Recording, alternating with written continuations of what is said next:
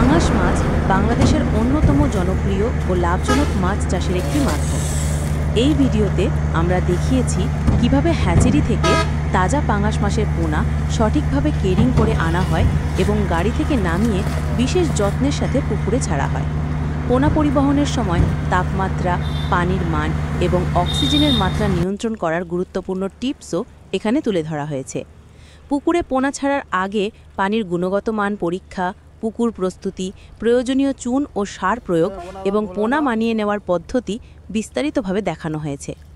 আমরা দেখিয়েছি কিভাবে ধীরে ধীরে পোনা নতুন পরিবেশের সাথে মানিয়ে নিয়ে স্বাস্থ্যকরভাবে বড় হতে পারে।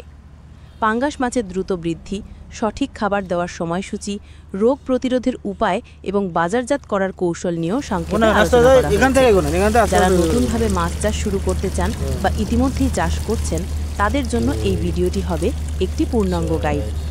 আপনি যদি পাঙ্গাস চাষে লাভবান হতে চান এবং আধুনিক প্রযুক্তি ও সঠিক ব্যবস্থাপনার মাধ্যমে বেশি উৎপাদন পেতে চান, তাহলে পুরো ভিডিওটি মনোযোগ দিয়ে দেখুন।